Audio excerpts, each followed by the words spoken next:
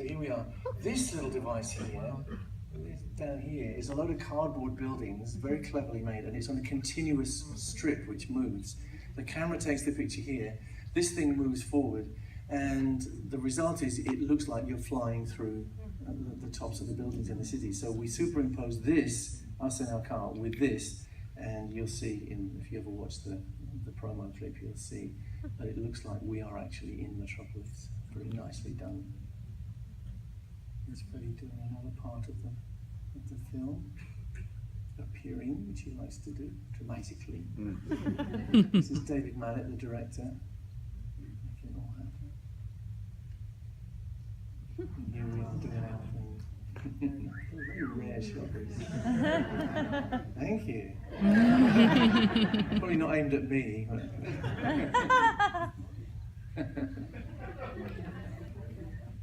And here's the proles. See, we have such dedicated fans. Were you there? I wonder, this was, in response to a call from Jackie at the fan club, will you please turn up and be extras? And these are the guys who all turned up and did a fantastic job the whole day of being, the workers who were dominated by their leaders, who were of course us. And here they are doing the thing. Sorry, the boom boom crick thing, which gets very confusing because it's a bit like the We Will Rock You thing, isn't it? Yeah. And everyone gets very confused as to when their feet should hit the ground and when the clap should come. But there they are, they're all doing it. So what our German project, I don't know if I should tell you this. He says, we used to have a lovely German promoter who drank a lot. And he said, I love it when you do this video and you have all the fans here and you do the double Hitler. I don't think that's in the book.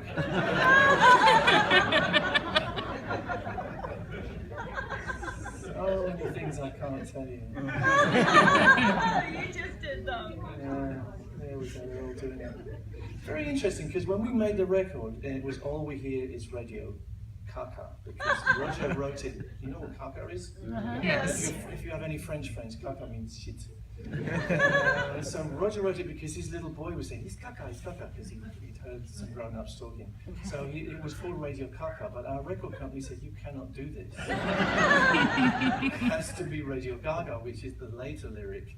So we changed the title, but we didn't change the record. So if you go back and listen to Radio Gaga, you'll hear all we hear is Radio Gaga.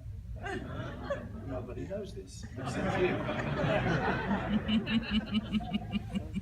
This happens a lot. Hope I'm not going too slow. Here we are, this is right down amongst them. And that was nicely composed, I think. There they are doing the thing. Now we're moving on to another video. This is a video which we all kind of hated doing, I have to say at the time. And it's for a song called It's a Hard Life. One of Freddie's most beautiful songs, I think, It's a Hard Life. It's about the pain of love, really. But Freddie chose to make a kind of spoof video. And the message of the video is kind of, it's a hard life, but here I am amongst all this opulence, having people feeding me grapes and whatever. But it is still a hard life. So it's an interesting message, but we got bored shitless doing it. But I was lucky because I had a kind of character part in it. I was kind of like the Grim Reaper. And I had this guitar made. I made a drawing for the props department, and they made me beautifully this guitar, which kind of works even.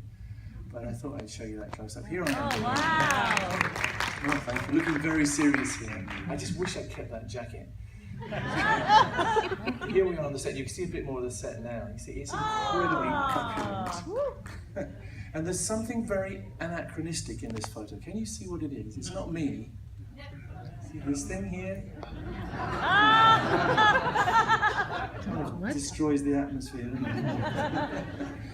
But I'm looking, am I looking bored? No, I'm looking good.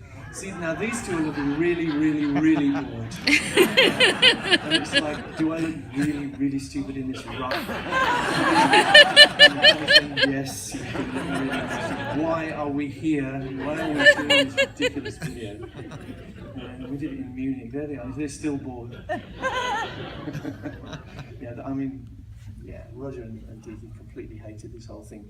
And I guess with the benefit of hindsight, I think it actually was a good decision created. You know, we had an unwritten law that whoever wrote the song would decide the theme of the video. So Freddie wrote this song, so he got the choice.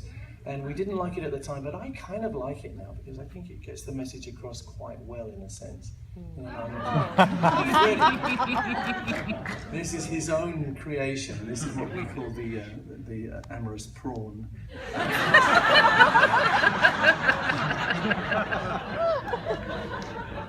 Completed this fantastic wig thing here, which we may see later. But there he is. He's the star of the show, of course, but he's the one that's got the broken heart.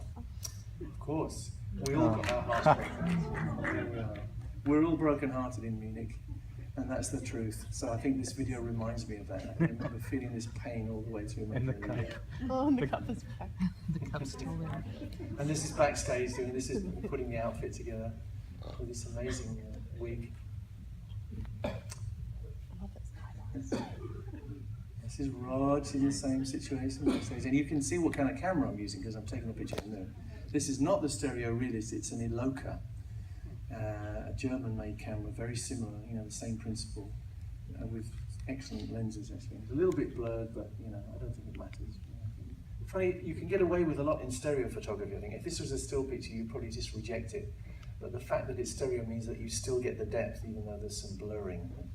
So I think there's a lot to be said for stereo pictures. There's me getting made up in the same way. Oh yeah, there we go. So, yeah, that jacket I should have kept.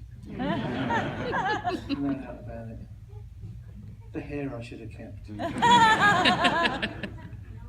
Okay, we're back on the road now, and we're moving on, you know, further in our career. And these are fan pictures, and Denis was amazing. He managed to track down the fan who sent me these pictures on paper. You know, you can photograph paper pictures and make a stereo that you can project, but it's not very good quality. Denis managed to find the guy and managed to get the negatives off him, so we were able to recreate these stereos, which I think are really nice, and they fill in a gap, a particular period. We're in the 80s now. Here we are, same situation. Freddie's playing that wonderful Telecaster, which he played for Crazy Little Thing. You know, Freddie being the guy who did play it on the record. That's not me playing the rhythm on the record, that's Freddie, and he was a good guitarist. That particular white Telecaster was absolutely beautiful, and I last saw it in a storeroom in London, but it got stolen. I don't know where that is now. Too many people had keys to that storeroom.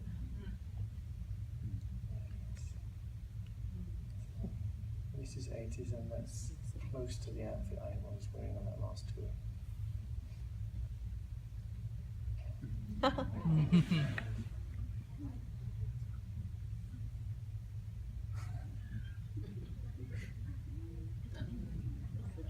Yeah, this kind of makes me smile, because again, that's a picture you might reject if it was mono.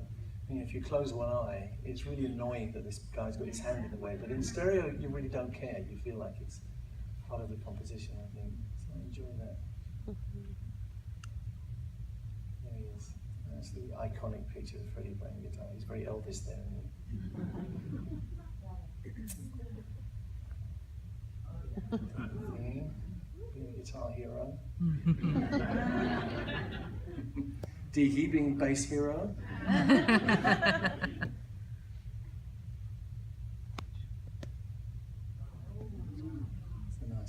This is even bigger lighting rig than the pizza oven. And, you have to remember, in those days, lights couldn't change color. So if you had a red light behind you, it would always be red, or else it would be off. You know, these days, everything can change color and everything can move. So things have changed so much in lighting rigs. But we actually recreated this effect in the recent tour using the LED lights, and we still use some incandescent stuff just to get the atmosphere. This is rare because Freddie's actually being very patient here. Signing autographs and being very affable. You know, it didn't happen that often.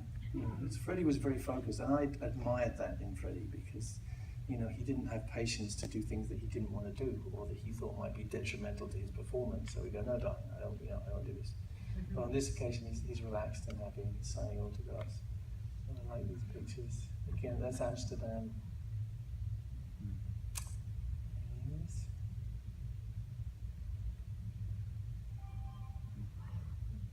This is Wembley, and it's a very rare picture. We only have a couple of stereo pictures of Wembley Stadium. This is all pulled down now because Wembley Stadium was destroyed and they built a new one, which is unfortunately horrendously bad sound-wise.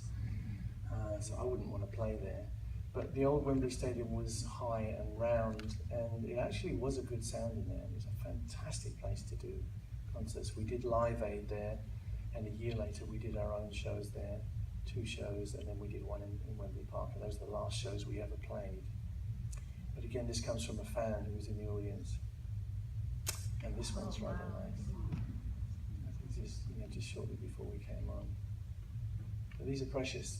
I don't know of any other stereo pictures of Wembley Stadium at that time.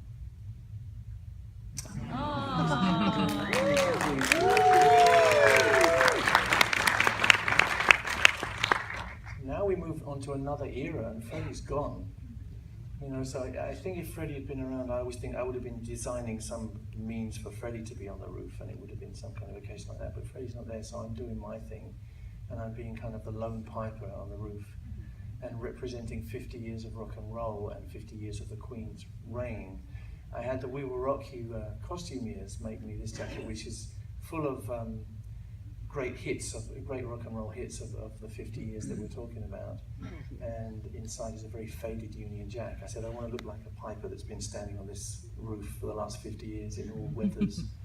So now again, this was mono, and I got this. It's amazing how good they can do.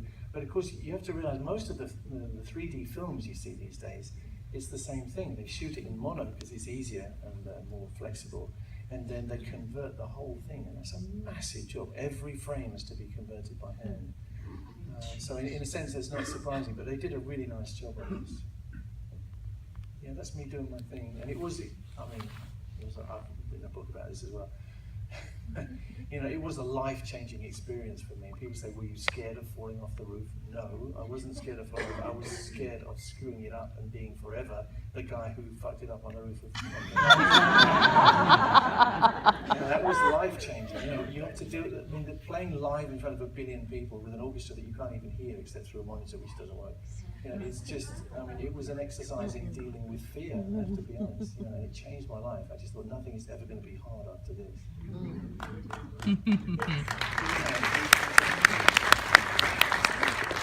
So again, we don't have Freddie, and I think Roger and I both thought, it's kind of over. We don't need to be doing this anymore. We did it, and it was great. But then along comes Paul Rodgers, and we got friendly, and he was a hero of ours. He's from the generation before us in a sense, although he's not much older than us. And we just did it. I found myself playing All Right Now with him at a show, and it worked just great. It was great chemistry. And his wife said to me after the show, she looked at me and she looked at Paul, and she said, all you guys need is a drummer. And I said, they know a drummer. So, cut a long story short, we went out on a couple of massive tours of the world, and it worked out really well. And I enjoyed playing Paul stuff immensely. I was a big Free fan and Bad Company fan. And Paul got glammed up, as you can see. He got very glam, and I think he enjoyed himself some of the time, but it had to come to an end because Paul Rodgers has a career of his own. He can't be the Queen singer for very long. Nevertheless, we had a nice time, very good time, and I think we learned a lot about ourselves.